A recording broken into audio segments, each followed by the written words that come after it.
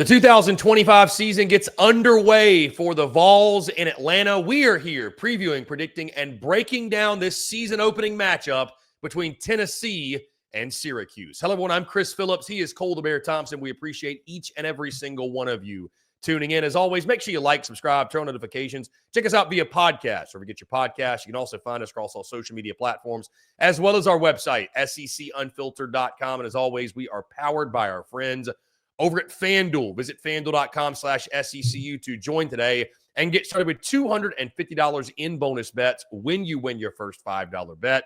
Once again, that's FANDUEL.com/SECU to get $250 in bonus bets today. The 2025 college football season is finally here, and that means a season opener, Mercedes-Benz, in a non-conference showdown between the Tennessee Vols and the Syracuse Orange. We are here previewing, predicting, and breaking down this game. I am Chris Phillips. Joining me, as he always does, my good friend Cole the Bear Thompson, one of the best in the business. Bear, appreciate you taking the time. Excited to preview and predict this game with you. A lot of storylines, a lot of hype, a lot of anticipation, maybe some uncertainty when it comes to both Tennessee and Syracuse. It's going to be a fun matchup in Atlanta. You missed one thing. A lot of orange. A lot of orange is going to be shown in Atlanta on a Saturday morning. No, this is going to be fun. You got two quarterbacks that transferred this past spring, only had a couple of reps to be able to get acclimated with the offenses, got some under-the-radar wide receivers, a lot of turnover for Syracuse. Not as much turnover when it comes to Tennessee, but enough to make you kind of sit on edge. Could be a tone setter for both these teams, and two coaches I really like. I think Fran Brown is the biggest rising star in the industry. And I think that Josh Heupel right now is kind of flying under the radar. People need to start respecting what he has done for Rocky Top. Yeah, certainly his body of work speaks for itself there in Knoxville, especially when you look at what Tennessee football was before him. But again, we're talking about this 2025 season opener because we know, Bear, the expectations, they never go away on Rocky Top, and they are certainly high yet again this year after going to the college football playoff a season ago. Again, the 2025 season gets underway for the Vols on Saturday, August the 30th at 11 a.m. Central Time on ABC in Atlanta, Georgia at Mercedes-Benz Stadium. Of course, Bear, as we both know and everyone knows, this is one of two games at Mercedes-Benz on opening weekend featuring an SEC team. Via our friends over at FanDuel, Bear, Tennessee is a 13.5-point favorite. So Vegas heavily favoring the Volunteers. The over-under is set at 50.5. The all-time series, Bear, Tennessee leads this thing 3-0. The last time they met, 2001, the Vols won that matchup 33-9. Bears, we dive into the top storylines into this game and look at this matchup. You know, I spoke about this when we spoke about Auburn, when we were talking about their game against Baylor. I think Tennessee is probably another fan base, Bear, would you agree, where I think they're just happy to get this season kicked off because it was just such a strange offseason with the Nico Iamaleava stuff taking place. You had the stuff with Boo Carter happening and just it was for the teams that went to the college football playoff a season ago. They had the most interesting offseason of any of them, and there's been a lot of chatter, and you could almost argue, like, because of that, Tennessee's not, or maybe didn't get the love and respect they deserve, didn't get the hype they deserve. You talked about Josh Heupel flying under the radar. Maybe Tennessee flying under the radar a little bit. I think they're just happy to be putting toe to leather and have an opportunity to put a silence to the doubters and get to work and get this season finally going. Think about this. I didn't have them in my top 25, even though I do believe that they probably did belong in the top 25. I was wrong. And I know it because of how many people told me I was wrong. Non-ball knower. Idiot, moron, can't believe it. Things I don't want to say on the air because I don't want us to get canceled. Chris Phillips, you just dropped your prediction video. They're hating on you because of you have them losing to Mississippi State. Like if there's any team that needs the season to start, not because of off the field concerns or on field execution or anything, just because they're tired of the talking season, it's Tennessee. It is because of, I think that we also forget this is still a team that has a very good running back room. This is a team that still has a very good defensive line. It still has a very good secondary. It still has a very good ideology on the defense. They still have a wide receiver room that has untapped potential. They feel good about the offensive line. But our focus is all on Nico Iamaleava, who was actually a problem rather than a solution last season for Tennessee, that we're not focusing on the right thing. So like I talk about Auburn being a team that needs the season to start because if they can't deal with more offseason noise, I think Tennessee is just tired of the talking heads going out of their way to say they're overrated or this is the worst offseason for any team in the college football playoff when their schedule still is manageable and they could easily find their way back to the college football postseason picture. They could. Like, I'm really actually excited to see what Tennessee is going to be in this matchup. I'm excited to see what Syracuse is going to be. But just for the fact of I am tired of talking about Tennessee on what they might be, I want to see what they actually are. Like, I'm at that point where I just want to see what they are. You mentioned, Bear, it's a great showdown of quality head coaches with Josh Heupel and Fran Brown. It's a showdown of two new quarterbacks, like you said. Joey Aguilar, obviously transferring in from UCLA. Steve Angeli transferring in from Notre Dame. Thoughts on the quarterback matchup? And obviously, we're going to put a lot of the focus here on Joey Aguilar because this is SEC Unfiltered. We're most concerned with what the Vols are doing. But, we talk about the uncertainty, Bear, of season openers and just how, listen, Tennessee's a big favorite, but anything can happen. You just never know. We don't know what we don't know. We think we know what we think we know. But season openers are the most predictable because even these coaches, it's a lot of uncertainty. How's a guy going to react when he gets under the lights or he gets on the stage? There's 80,000 or so people in the crowd, however many it is. Like, what are these guys going to do in the spotlight? It comes down, a lot of this game is safe to say, and I know it's kind of comes off as the obvious, but the quarterback play in this one's going to be fascinating. What do you get out of both guys? Joey Aguilar has been a focal point of conversation all off season long. Some people love him. Some people doubt him. I've had my doubts on him. We know he's an exciting guy. He'll make the exciting play, but maybe he has some issues with the turnovers. Does that follow him to Knoxville? Is he ready to elevate his game to this level and be the answer that, like you said, Nico Iamaleava, if we're being totally honest, was not? And then Steve Angeli on the Syracuse side. What does he give the Orange in replacing Kyle McCord? Thoughts on the quarterback showdown? Again, I feel like it really plays into some of the uncertainty of this football game. Let's break it down one by one. We'll start off with Joey Aguilar because, again, we are an SEC channel. Did you know that last season, Appalachian State ranked top 20 in passing yards per game? They were one of the more explosive offenses, and Joey Aguilar was the starting quarterback. Tennessee ranked 77th. So automatically, just in terms of the vertical passing offense that we want to see from Josh Heupel, you're getting a quarterback that fits that mold. Last season, the Mountaineers, I think, averaged around 273 passing yards per game. Aguilar put the ball in harm's way at times, but he also wasn't afraid to sling it. This is a guy that comes with experience. That's a major blessing for any team that is still trying to keep the pathway of going to the postseason, 9-3 year alive. Had 24 starts at App State, 41 games in college football. Newcomer of the year for the Sun Belt in 2023, 56 touchdowns, almost 7,000 passing yards. Like, that's a building block for you. Now, the turnovers were a big time deal. I think he had double-digit interceptions last season, had, I think, 9 interceptions in 2023. So you got to cut down on the turnovers. But the thing is that, Chris, I think a lot of people out in Knoxville would take 1 interception if it ends up being because of 3 touchdowns. So you take the trade-off. Last season, you had under 22 touchdown passes from Nico Iamaleava. You get 40 touchdown passes this year from Joey Aguilar. You'll take 18 interceptions because you're not afraid of finding your way into the end zone and connecting with these wide receivers. I think what's really impressive is that, yes, there was a quarterback battle. Josh Heupel brought in Joey Aguilar because if he knew he needed a veteran to step on up. And clearly, he's done enough to prove to everybody he's earned the starting job coming out of camp. It doesn't mean that Jake Merklinger or George McIntyre won't be the future of this organization and won't be able to meet the expectations, but you want to do that can be a trendsetter, a tone setter. That's, I think, what Aguilar is going to be, and he's done a good job of finding a rapport with these wide receivers who, again, they've been in and out of practice for the last several weeks. So that's another element to the game where you're just sitting there and saying, what more does this kid have to go through before he gets finally a continuity battle or like some team chemistry? That's a win in itself. I think that you're going to see the version of Joey Aguilar at the best form because of who his play caller is.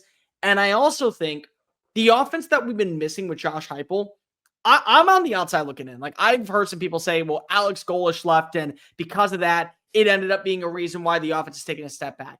I think it's because he hasn't had the right quarterback. I really do. I think that there is a reason why you look at right now the guys that are currently waiting in the wings. There's a certain brand about them that sticks on out. I think that that's what you're going to get with Joey Aguilar. He's a no-nonsense, not afraid to let it fly. I think he's got to be a little bit more consistent when it comes to timing, delivery, decision-making, but plenty of potential. This is one of those dudes that when you look back at Heupel's career, if he ends up finding incredible success with him, it's because of he knows that this is a player that found his stride at the right moment. And he also benefited me. And I got to be better as a play caller. I got to do some things that I didn't feel comfortable doing last season. This is where my brain is. And this is what I want it to be. That's a win in itself.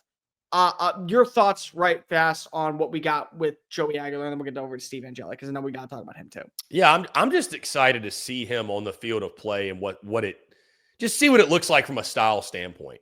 He's an exciting player. I saw Joey Aguilar in person last year. I mean, granted, it probably wasn't the best sample size because his team got murdered by South Alabama, but he is a no-fear gunslinger. He's going to do some things that you can't coach. He's going to make some big plays. I'm fascinated to watch him from the standpoint of what is the Josh Heupel effect on him. I mean, if there's anybody I trust that can get the most out of him and have him play his best brand of football, it's going to be Josh Heupel. So I'm just like, I expect him to play well in this game. I do. I don't think he's going to play just flat out just terribly, right? Like I expect he's going to make some big plays, and I'm excited to actually see it on tape, see it on the field of play, get to watch it, and like, what is this? What's the vibe of this Tennessee offense with Joey Aguilar under center? Like, I think it's a bit of a tone setter game from that standpoint. And I mean, listen, again, if you look back and you look at Nico, like, man, if Joey Aguilar can just hit half of the open guys that he's got, he's going to be an upgrade. I mean, Nico couldn't hit the guys that were wide open. That was the problem. Yeah. So, I think he's going to make some big plays with his feet. How accurate is he in the passing game? Those are the things I'm excited to see in this game. Now, Steve Angeli is going to be up for a really tall task because if he's replacing Kyle McCord. Kyle McCord last season was the best quarterback in college football, not named Cam Ward, when it came to passes in the pocket. He was great. And the numbers backed it up. This was the number one passing offense in college football. They averaged 370 yards per game 1 year in the ACC, and Kyle McCord broke the single season ACC passing record. Like, that was the style of offense that they ran. And so it's a little different because if Steve Angeli didn't have what Kyle McCord had, which was starting experience under his belt. Remember, McCord was not the guy at Ohio State, so he goes and he leaves. He leads into a 10-win campaign. Fran Brown becomes one of the very biggest overnight sensations. He gets to shower. He gets to have a little bit of fun. He gets to use soap. Now we get Steve Angeli that comes on in. And Angeli was a dude that was very high sought after when he was graduating from the state of New Jersey. Very well equipped to be a good game managing quarterback. He was thought to be the long-term option underneath Marcus Freeman after the Riley Leonard experience. A lot of people thought that he'd be a good fit with Mike Denbrock's system. Ultimately, they said, CJ Carr, Mincy, you guys are the two that we think are a better fit. We want Steve Angeli to go start elsewhere. So now he has won the job, a shortfall period at Syracuse. What are we going to see from him? Because the other thing that's really important is that you no longer have as much talent at that wide receiver spot. Remember, this is a team that lost almost all of its starting production offensively. They have 2 returning starters, if I'm not mistaken, 1 at wide receiver, 3 returning starters. Demetrius Weatherspoon, Mark Petrie at the offensive line, and then Umari Hatcher. They got Darren Gill at wide receiver. They brought in Jonte Cook, the former Texas wide receiver. He has been able to build a relationship with Fran Brown to where he maybe ends up living up to expectations. But they no longer have the tight end in Grande. They no longer have Trevor Pena, the all-ACC wide receiver. He transferred on over to Penn State. So it's not the same personnel that Steve Angeli is going to get that Kyle McCord had last season. It's going to be a lot of new. It's going to be a lot of up-tempo. It's going to be a lot of pro-style offense that I think really fits him, but he's got to be able to build that relationship. Is it going to be with Justice Rose Simmons? Is it going to be with Emmanuel Ross? Is it going to be at the tight end spot, whether it be Jamie Tremble or Dan Villarreal, or you throw in a Tayshawn Russell? Who is going to be that guy that steps on up in the passing game for a Steve Angeli to kind of throw? But I do think that he is the style of quarterback that fits in what Nixon, the offense coordinator, wants to run, which is going to make this, I think, a really exciting Syracuse team to build around past this season. This season is where you have a little bit of your trepidation. Bear, I'm also excited to see a new look running game. You mentioned a guy, Tennessee replacing a few faces up front. William Satterwhite, a guy that you're excited at the center position. Obviously, David Sanders is going to be someone we're going to be excited to watch in this game. First look at him. And, who's toting the rock in the backfield? Deshaun Bishop. You got a Star Thomas as well, Peyton Lewis. Those are a couple of guys that are going to be fighting for carries. You're replacing a Dylan Sampson, who was the conference player of the year last year.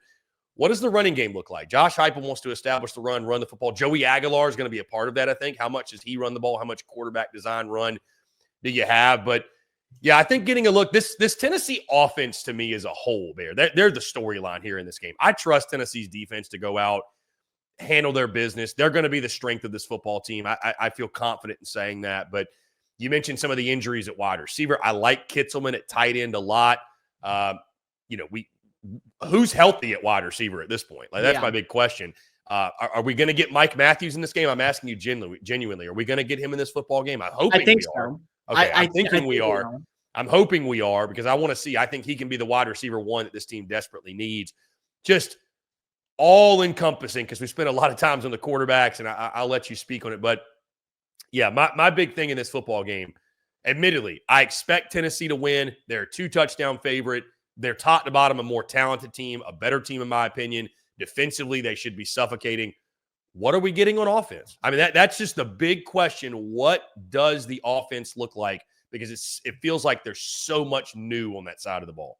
Well, remember in 2022 when Hendon Hooker was the starting quarterback, they were one of the best passing attacks in college football. And they had two really good wide receivers that you could trust in Brew McCoy. And then you also had the eventual Biletnikoff Award winner in Jalen Hyatt. You also did have Cedric Tillman partially. But remember that a lot of these wide receivers, Chris, they didn't immediately come on in and kick ass. Like, they weren't superstars. Cedric Tillman had a very underwhelming first season in Knoxville. Brew McCoy had to transfer on in from USC. Jalen Hyatt did nothing until he won the Biletnikoff Award. So that's what gives me hope when it comes to the wide receiver room. Mike Matthews. I truly believe he is a special talent. He was my favorite wide receiver to look at when he was coming out in 2023. I say that because he was a good fit for the style of offense.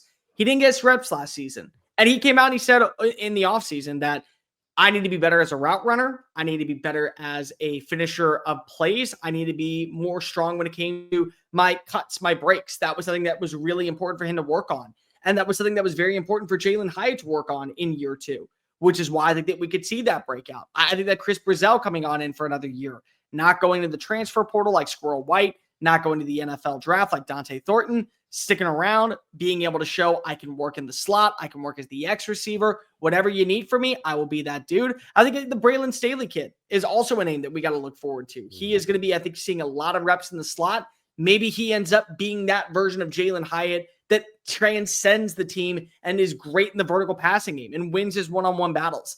The other thing that's really important is I thought last season there was too much of an emphasis on Dylan Sampson.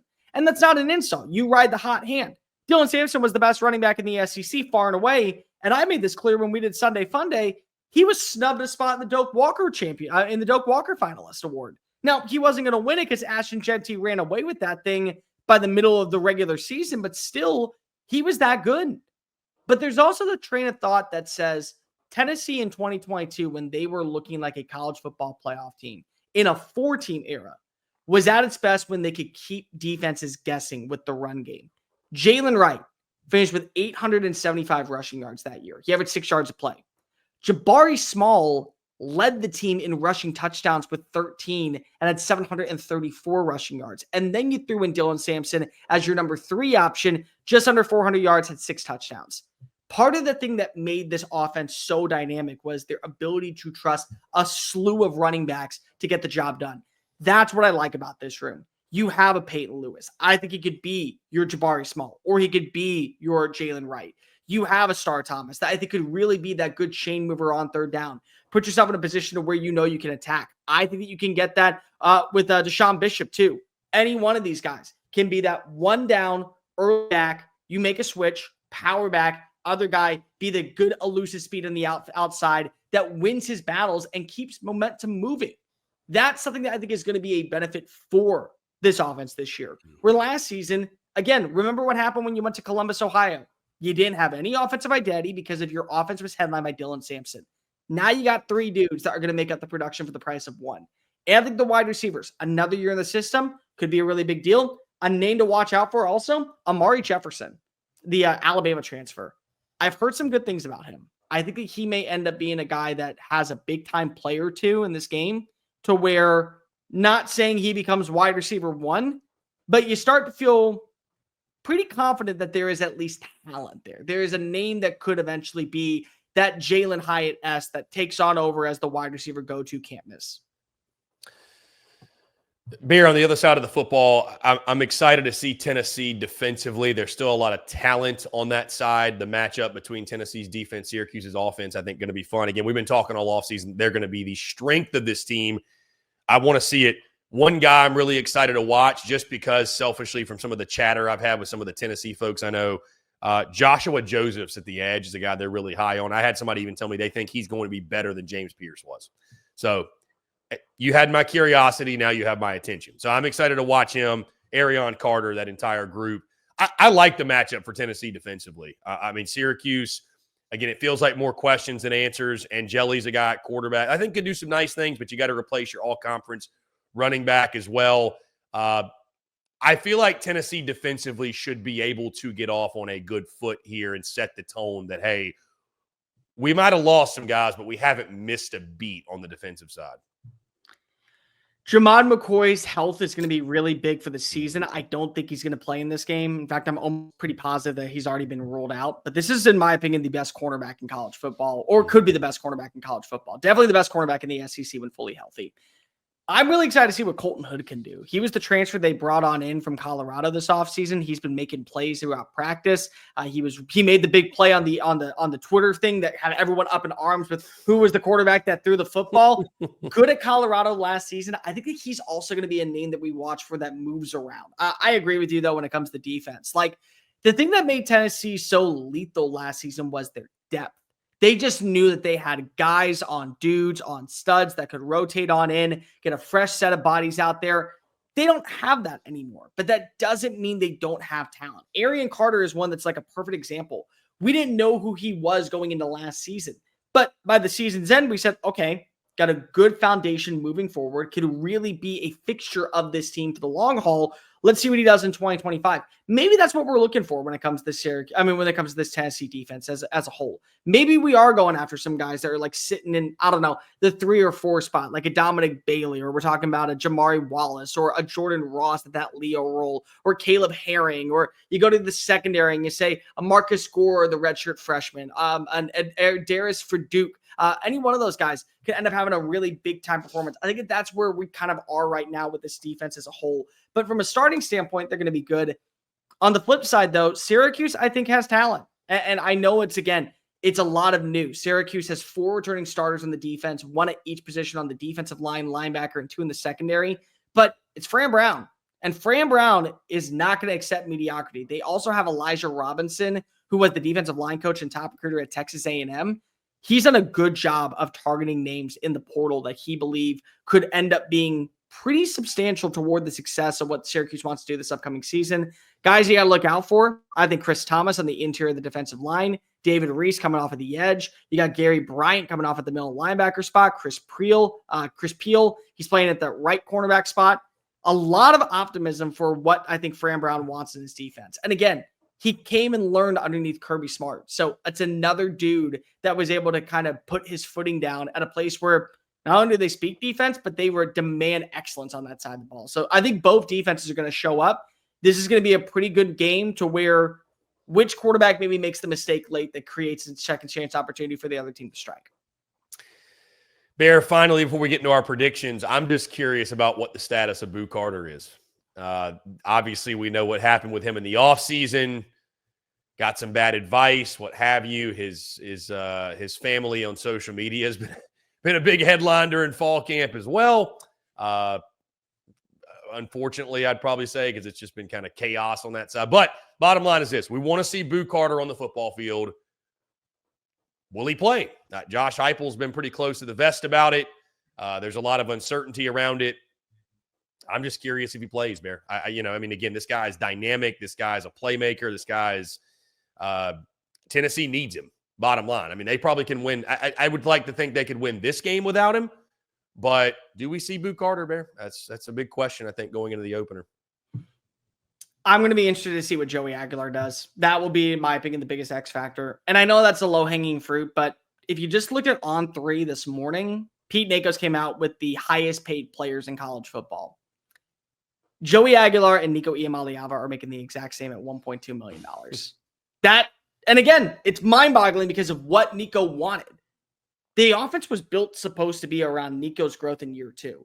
Can Joey Aguilar come on out and be able to run that same offense? Maybe not at the level of what you wanted in week 1, but enough to feel confident that it really was the quarterback problem. It wasn't the offensive personnel problem. If he ends up having a good day, building a rapport with 2 or 3 receivers, Miles Kitselman, I agree with you. He's one of the more slept-on tight ends in college football. I think he'd have a really big-time day moving the sticks on 3rd down. You see the identity on the rushing attack, but even throw him into the rushing attack. He has a good day. You end up building some confidence internally to where the next game against Eastern Tennessee State should probably be an easy win. But then you go to the next game, which is against Georgia. Early on in the season, first real road test for Gunnar Stockton. You feel confident that your quarterback has kind of taken the reins and felt really poised in what Heupel wants against a Fran Brown defense, which again, by the season's end, what we see in week 1 is going to be completely different from what we see in week 4 or week 14. That's a sign that you have made the right call on certain spots that are going to elevate your team and still be in the hunt for a 9-win season, which could very well happen for Tennessee. Their schedule is not a cakewalk, but it's also not a challenging, daunting task. It's favorable. There is no doubt. It is favorable. And it starts in week 1 against Syracuse, setting the tone. Bear, let's lock in some predictions for this football game. Would you like the honors, or do you want me to I'll go let first? You go first. Okay, let me go first. Okay. So again, it's been a crazy offseason. The type of offseason Tennessee had was so unexpected because you go to the college ball playoff. I know your season ended bitterly in Columbus, Ohio. That team goes on to win the national title, whatever. You still won double-digit games. Then all the portal stuff happens. Some other stuff happens. Just kind of a tumultuous, confusing, befuddling offseason, if you will. And it seems like the stock on Tennessee has fallen just a little bit. Like they are not being talked about amongst college football playoff favorites. I have seen no one put Tennessee in their college football playoff. It is what it is. It's interesting to say the least. Again, did the Vols lose a lot? Sure, but this is still a team that is loaded with talent, and I agree with you. Nobody should be surprised when they are winning 8+ games again this season. I think Josh Heupel, I go back to the Joe Milton year, and I think this will be another year to prove this. I think he has set a floor at Tennessee, a pretty high floor. I think he set a pretty high floor there because of his coaching prowess, his offense, how they built. Listen, you listen to Josh Heupel, he talks about the greats, the legends of Tennessee football on the defensive side. He believes you build that power T via defense. And I think that's what's going to show up in this game. I think Tennessee defensively is going to disrupt Steve Angeli and make his life really, really difficult all day long. I think they're going to have trouble moving the football.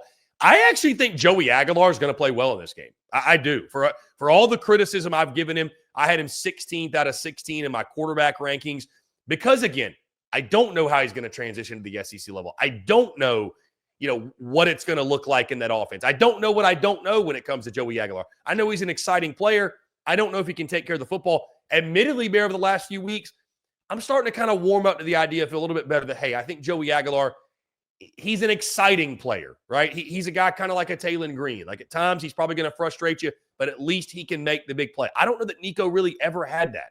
Like you were never scared of him when you played Nico Iamaleava. So I actually think Joey's going to play pretty well. I think the running game is going to have success. They want to run the football. I think Tennessee on both lines of scrimmage is going to be able to get a push. I think this is kind of a weird game, though, Bear. I think this is kind of your typical sort of sloppy season opener. I think Tennessee gets a defensive touchdown. Like, I think the offense for Tennessee looks good, not great. There will certainly be some kinks to iron out going into week 2 against East Tennessee State, obviously, before you take on Georgia in week 3 to open SEC play. I got Tennessee getting the win, but I have Syracuse in a backdoor cover. I think it's a backdoor cover, late field goal or maybe late touchdown, but I'll say late field goal gets them within the number on the plus 13.5. But I don't think this is a game, Bear, that's ever really in doubt. I don't think we're ever watching this game like, man, we're going to the fourth quarter and it's a one-score game. Again, I think Tennessee's up 27-10 or 27-13. Late score by Syracuse gets them within the score, or gets them within the spread, covering the spread. But I think Tennessee is the better team. I think we'll see that all throughout this game. Give me Vols 27, Syracuse 16. Again, hitting the plus 13.5. Sloppy season opener, as is typical, right? That's why they say teams make their most improvement from week 1 to week 2 because there's so many loose ends, so many kinks to work out. But I think Tennessee defensively is dominant for the most part. Again, I think they win this game by double digits. And if they did cover, wouldn't shock me at all because I do think Tennessee is the superior team top to bottom. I like Fran Brown a lot, but this is a bit of a transition year for them. Tennessee wins this football game. I'll go 27-16 final score. Orange cover the 13.5. I want to make this clear. I think Fran Brown is the biggest rising coach in college football. Like, if I am the next athletic director looking to hire somebody in the SEC, I'm making Fran Brown turn me down. Hello, Auburn. Hello, Arkansas. Hello, Kentucky. Florida, even if you got to go that pathway. I'm cool with it. I think he is that special of a coach. I don't know if he'll take the job, but I'll tell you what, he is going to build a program to the level of where you believe it can go on a run toward the college football playoff year in and year out. And to be completely transparent, I think Colin McCord, if he would have gotten the NCAA waiver to come back one more season, would have had Syracuse in the conversation to be in the hunt for a college football playoff bid this year. Because I think that a lot of players would have viewed Syracuse as a place of promise and a destination that is just missing a few elements to kind of take that next step forward. But that didn't happen. And Tennessee still is Tennessee. And I think that Syracuse this year is going through a little bit of a rebuild. I think by the season's end, we will see them at a level of constant play defensively. Steve Angeli will be a fine quarterback. 1 or 2 wide receivers, maybe Jonte Cook, maybe it is Daryl, maybe it is Daryl Taylor Jr., maybe it is one of the tight ends that we don't know about. Could end up having a breakout season, over 1,000 yards, all ACC player. I think that we'll get to that level. I don't think it happens in week 1. I think the last thing you want to do is go toe-to-toe with Josh Heupel's offense, even with a brand new quarterback, and say, we can play speed. We can play catch up. We can hold our own, even for the first half of this game. And ultimately, I think that this is why Tennessee is not only going to win, they're going to cover. They want to show that they are actually the team that we believed that they were going into the year with Nico Iamaleava. Still a good rushing attack, still an offense that can play up tempo, wide receivers that are making plays left and right, and a quarterback that's not putting the ball in harm's way. I do think that this is going to be one of Joey Aguilar's better games of the season. And I'm not saying that, again, they're going to end up finishing under 500 or they're going to lose to Mississippi State. I'm not Chris Phillips and doing that kind of stuff. What I am saying is that maybe we get to the little bit of overhyping Joey Aguilar after this game because of how well he looks. But I think it's clear that he is a good quarterback for what you want to see with Josh Heupel. They set the tone on the opening drive. They don't take their foot off the gas till the fourth quarter. I do think that you will see Syracuse score late, but the damage is already done. I'm going to go ahead and say 38-20 final score. Syracuse does end up seeing some promising light, but it reminds me a lot of Texas in the first round against Clemson. You knew that Texas was in control even when Cade Klubnik started to find that rhythm. At that point, it was just a matter of, can we get to the final whistle and end the bleeding before it gets out of hand? That's all it is. You see a good performance from one of these wide receivers. You see a good performance from this defense. You get a couple of turnovers. Joey Aguilar makes a couple of highlight plays. Ultimately, you head back to Rocky Top at 1-0, and you win the Aflac Classic and get to put on the Leatherhead helmet. The Leatherhead helmet. I forgot about that. Let the Joey Aguilar hype commence, my friend, because then you got week 2 against East Tennessee State. You're going to ball out in that game, and we'll have plenty to pump up going into week 3 against Georgia. Hey, let's do it. I'd love to see that. And you are right, by the way. I'm going to get deemed a Vols hater for not having Vols covering in this football game. But either way, both of us have Tennessee winning, which is really what matters in the season opener, taking down Syracuse. Guys, we'd love to hear your thoughts. We'd love to hear your predictions. Do you agree with us? Do you disagree with us? What are your thoughts? And what's your score prediction for when the Vols and Orange do battle in Atlanta? Guys, that's going to do all for us. Before we get out of here, I do want to tell you about our friends over at FanDuel, because as always, we are brought to you by our friends at FanDuel on Tuesday, August the 26th. That's in just a few days. It's FanDuel Futures Day, a new holiday for football fans. It's 24 hours of deals on all of your football season predictions. So take a flyer on the MVP race, whether it's Josh Allen, Joe Burrow, Patrick Mahomes. Crown your champion in August, whether it's the Eagles, the Chiefs, the Lions, the Packers, the Bears, or parlay your division winner dark horses. Mark your calendars. This is your day for your hunches, your hot takes, your calls, and your odds. Visit the FanDuel app today and start planning your futures bets now, because Futures Day is one day and one day only. Sign up today at FanDuel.com/SECU. That's FanDuel.com/SECU. FanDuel, play your game.